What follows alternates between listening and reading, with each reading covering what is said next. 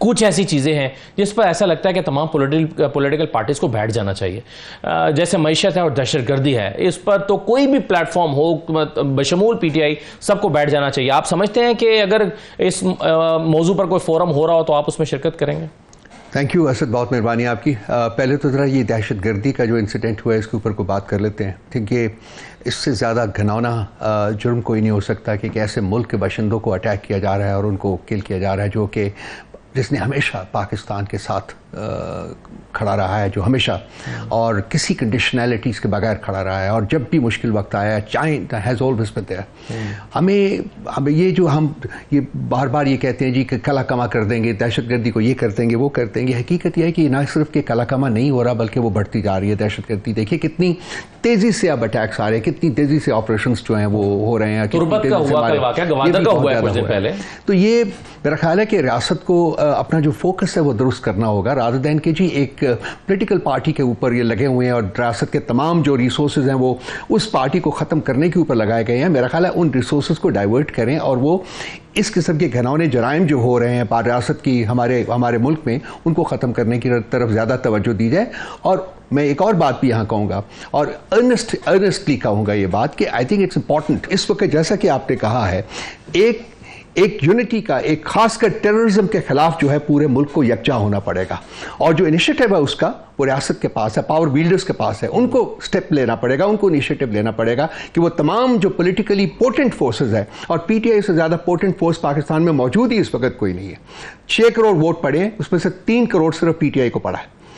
That means कि जी आप अंदाजा कर सकते हैं कि इस वक्त क्या पॉलिटिकल स्ट्रेंथ है, हमारी क्या सियासी ताकत है, जो कि एक तो आप इस सिस्टम से लाताल्लुक होकर एक साइड पर क्यों खड़े हो रहे हैं? तो आपको अपना रोल प्ले करना चाहिए। हम लाताल्लुक नहीं हैं, हम सिस्टम को ठीक करने की कोशिश कर रहे हैं, हम पाकिस्तान के मसाइल को जेन्युइनली एड्रेस करने की कोशिश कर रहे हैं। लेकिन हमें 2 साल से जिस तरीके से हमारे ऊपर जुल्म और जबर की आफत जो है इन्होंने शावर करते रहे हैं, उसके बाद हमारे पास ऑप्शंस क्या रहे? उसके बावजूद हम पार्लियामेंट में मौजूद हैं, उसके बावजूद हम कानूनी महाज के ऊपर अपनी जद्दोजहद जारी रखे हुए हैं, और सियासी मैदान में भी एक पोटेंट फोर्स के तौर के ऊपर मौजूद हैं। कौन सी और पॉलिटिकल पार्टी है पाकिस्तान में जो कि पीटीआई के इस जो वास्ट हमारा बेस है सपोर्ट का, उसको मैच कर सकते? नहीं, मगर रऊफ साहब आप अपने अमल से तो यही कह रहे हैं ना कि हमारा मैंडेट हमें वापस करो, ये मसाइल हम ही आगे ठीक करेंगे, अगर कोई और करने की कोशिश करेगा तो हम उसको सपोर्ट नहीं करेंगे। देखिए, पहला पार्ट आपकी स्टेटमेंट का बिल्कुल ठीक है, वो मैंडेट इनको हमें वापस करना पड़ेगा। वो चुराया हुआ मैंडेट है, वो अवाम का मैंडेट है, वो जमहूरियत का मैंडेट। अदालत साबित करेगी ना वो आज भी इंफॉर्मेशन मिनिस्टर ने कहा जाइए अदालत के पास। हम जा रहे हैं, हम कानूनी महाज के ऊपर मौजूद हैं भाई, उसमें ऑप्शन नहीं है हमारे पास। आज हम उस अपने क्लेम को छोड़ेंगे तो हमारी जो सपोर्ट बेस है वो हमें नहीं छोड़ेगी। हम कैसे छोड़ सकते हैं अपने मैंडेट को? वो मैंडेट तो हम लेंगे, लेकिन रियासती जो मामलात हैं उसमें पीटीआई का एक रोल है, जैसा कि मैंने अर्ज किया है, जो पावर बिल्डर्स हैं उनके पास है वो इनिशिएटिव को एक्सरसाइज करें। देखें कि क्या किया। ऐसा लग रहा है कि आप दूसरी पार्टी से लड़ते लड़ते अपनी पार्टी पर कंट्रोल आपका कमजोर हो रहा है। सुना है आपके कोई 30-40 एमपीएस जो हैं वो फॉरवर्ड ब्लॉक बनाने के चक्कर में? मैं उसके ऊपर मेरा ख्याल है कि 3 स्टेटमेंट्स पर रिलीज कर चुका हूं, लेकिन मेरा ख्याल है क्योंकि एक हमारा मीडिया जो वो फीड करता है अपने आप को इस किस्म की कंजेक्चर्स के ऊपर, तो फिर बात कर लेते हैं। असद साहब, मैं अर्ज कर चुका हूं, हमारी ये जो सो कॉल्ड फॉरवर्ड ब्लॉक की बात की जा रही है, ये जितने लोग हमारे नेशनल असेंबली में बैठे हुए हैं या प्रोविंशियल असेंबलीज में बैठे हुए हैं, ये पीटीआई के आइडियोलॉजिकल वर्कर्स हैं। इन्होंने पीटीआई के लिए सैक्रिफाइसेस दी हुई हैं। ये कोई इलेक्टेबल्स नहीं बैठे हुए, इनको लेके जाना बहुत मुश्किल काम है। इन्होंने जुल्म और जबर बर्दाश्त किया रियासत का, इसको जेलों में रखा गया है, इनको टॉर्चर किया गया। पैसे किसको बुरे लगते हैं? अगर वो खुफिया रायशुमारी है, आइडियोलॉजी और पैसे का कोई मैच ही नहीं है। जो आइडियोलॉजिकली कमिटेड लोग हैं, मुझसे पूछिए, I am an ideological worker. भी तो आपके लोग बिके ना। जो बिकने थे 27 की उनकी सियासी कब्रें खो दी हैं अवाम ने। 27 की सियासी कब्रें, उसके ऊपर मातम कदा है वो लोग। बताइए, एक को नाम लीजिए जो जीता इलेक्शन, एक नाम दीजिए जिन्होंने अब धोखा दिया था पीटीआई को, सियासी कब्रें खुद दी हैं उनकी। तो ऐसा नहीं हो रहा, ये शेर अफजल मरवत साहब की खबर गलत है। ये नहीं हो सकता, ये और नहीं हो रहा। कैसे कह दिया फिर? शेर अफजल मरवत का मुहासबा क्यों नहीं करते आप? वो हमारी बात जो है वो हमारे इंटरनल फोरम के लिए, वो पब्लिक फोरम के हो रहा है। मैं इस बारे में मैं पब्लिक फोरम के ऊपर को बात ही नहीं करूंगा, वो मसला हमारा पार्टी का है। वो हमने पार्टी के इंटरनल फोरम्स के ऊपर डिस्कस कर लें। मतलब पार्टी के इंटरनल फोरम्स पे ये डिस्कस हो रहा है? जी वो होगा, उसकी अगर जरूरत महसूस करेंगे तो करेंगे हम लोग। चलिए, कोई मैकेनिज्म भी साथ में बन रहा है कि इस तरह से कोई भी शख्स कोई भी बयान नहीं दे सकता? मैकेनिज्म मौजूद है, उसको ऊपर अमल नहीं होता? वो उसके ऊपर अमल भी होता है जी। नहीं, कुछ लोग नहीं करते।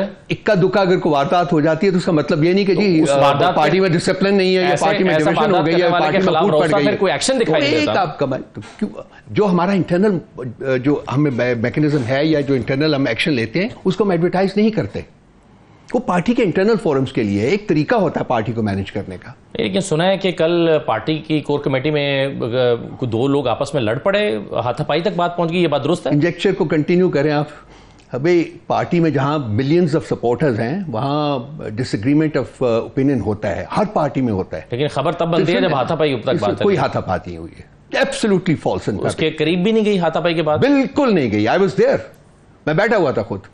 ये मीडिया का कंकॉक्ट किया हुआ वर्जन होता है और बार बार ये वर्जन बनता है। इसलिए तो आपसे पूछ रहे हैं ना। तो मैं तो आपको फॉर्मलिस्टली बता रहा हूँ, हीटेड डिबेट हुआ है, दैट्स इट। न्याजुल्लाह न्याजी साहब और शेर अफजल मरवत के दरमियान हुआ है, उसका हीटेड डिबेट हुआ, बट दैट इज ऑल। क्या मौजूद था इस हीटेड डिबेट के साथ? I am sorry, I can't discuss it, that is again an internal matter of the party. इसका बैकग्राउंड वही है जो स्टेटमेंट आया था? आई एम सॉरी, अच्छा, चलिए, ये आपका राइट है। I will not comment on that. सही है। ये बताइए क्या स्ट्रेटजी पीटीआई बना रही है? एक सुना है कि अभी आप पेशावर हाईकोर्ट जा रहे हैं, ये मौक़िफ़ लेकर के कोई जुडिशियल कमीशन बनाया जाए। मुख्तलिफ चीजें डिबेट हो रही हैं, कोई फैसले नहीं हुए अभी। जब फैसले होंगे तो हम इमीडिएटली ये फैसला नहीं हुआ, प्रेशर रिलीज कर देंगे। जी बिल्कुल, वो अभी देखेंगे क्या क्या कर। शेर अफजल मरवत साहब तो कह रहे हैं फैसला हो गया, सुनवाई। मैं पार्टी, देखिए पार्टी के जो पॉलिसी है उसका सोल स्पोक्स पर्सन मैं हूं।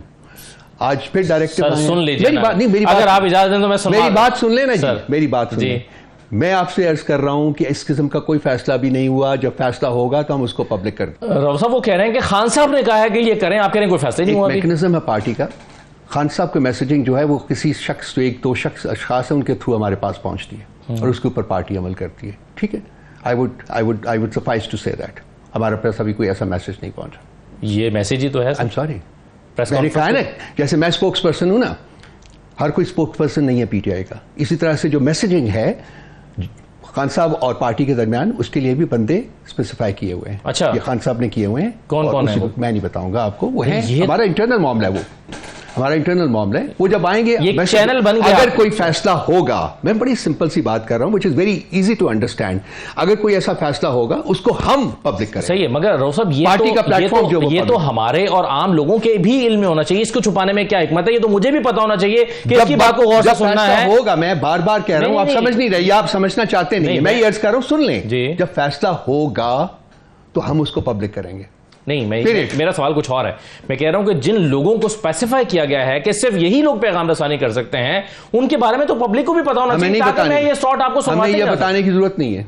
तो सर मुझे कैसे पता चलेगा कि किसकी बात को जब हम हमारा प्लेटफॉर्म जो है पीछे का प्लेटफॉर्म, उसको पब्लिक करेगा, आपको पता चल जाएगा। आप हमारे पढ़ लीजिएगा, डेली आज 3 प्रेसेस आए हमारे, सब इंफॉर्मेशन हम शेयर करते हैं पब्लिक के साथ, आपकी मीडिया के साथ, मीडिया को भी भेजते हैं, आप उनको देख लीजिए। जब वक्त आता है, वक्त के ऊपर हम हर चीज पब्लिक करते हैं, लेकिन प्रीमेच्योर तरीके से उनको पब्लिक नहीं करेंगे। ठीक है, ये प्रीमेच्योर हुआ जो कुछ भी हुआ है, मैं उनके बारे में नहीं कह रहा हूं, मैं सिर्फ अपने बारे में कह रहा हूं कि जब एक चीज फैसला हो जाएगा किसी चीज के बारे में, तो हम उसको फौरी तौर के ऊपर प्रेशर के जरिए पब्लिक करते हैं। सही है।